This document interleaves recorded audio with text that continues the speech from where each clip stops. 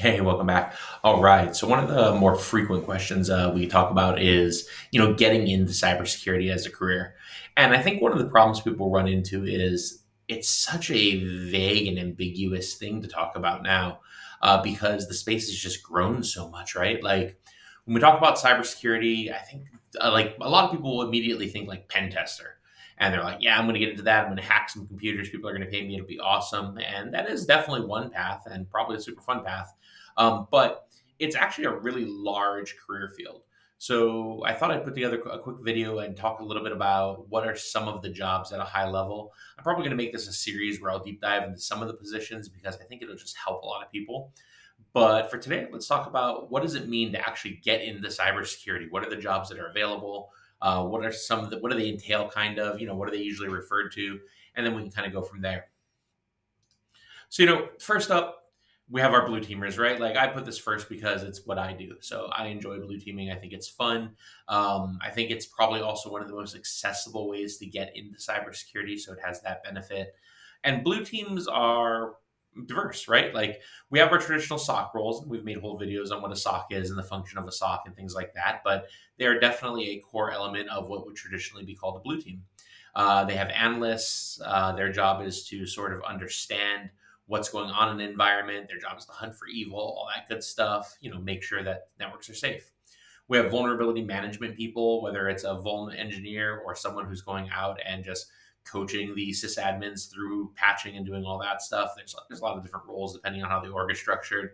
We have incident responders who are there after a breach to help investigate and see what happened. There's forensics people. These are in my opinion, the super nerds of the world. I cannot be a forensics person. I don't have the attention to detail like a lot of these guys do, but they're diving into things like disk memory and just audit logs and trying to understand everything that happened in an environment post breach, usually. Um, Really impressive but tedious stuff. Tools engineers, detection engineers. So like our detection engineers are the ones coming up with ways to find the bad guys. They're making the detections for our tools, so we know when something bad is going on. And then the tools engineers, they're like the sysadmins of the blue teams. They're making sure all the infrastructure we rely on for all the other roles exists and is functioning properly. Right, like behind every SOC is somebody who is putting in a lot of effort to manage a SIM infrastructure in a large environment that can be hectic and hard. In the MSSP space, that gets real complicated, right? You're managing infrastructure for a lot of different customer environments, so it's not an easy job.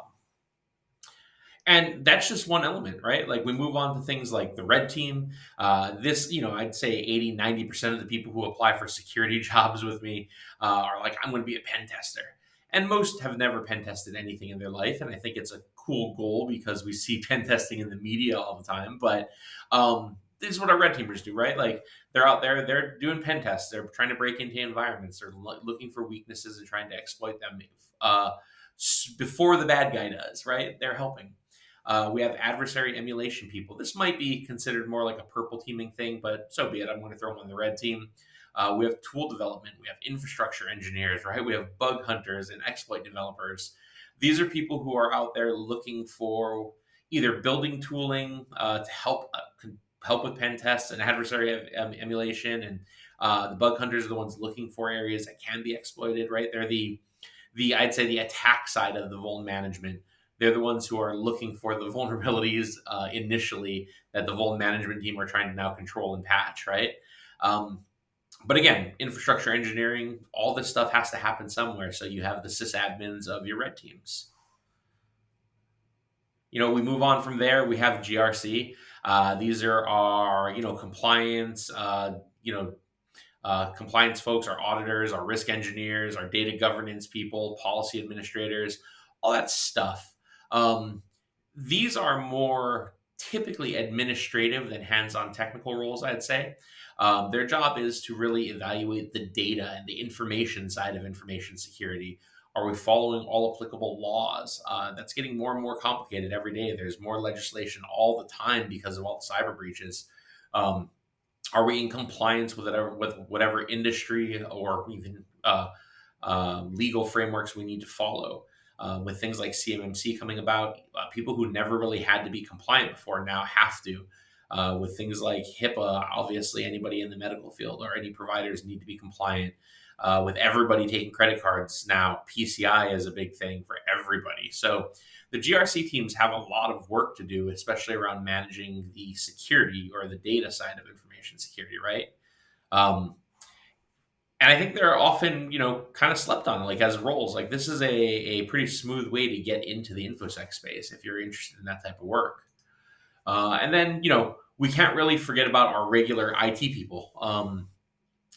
I think there's been like a full circle movement almost, right? Where we all started out, or I'm not gonna say all of us, but a lot of people started out as system administrators, network engineers, systems engineers, and then we started specializing in infosec as it became more and more relevant and important. And now it's sort of circling back where it's so required that every system engineer and every network engineer has to be part security engineer at this point.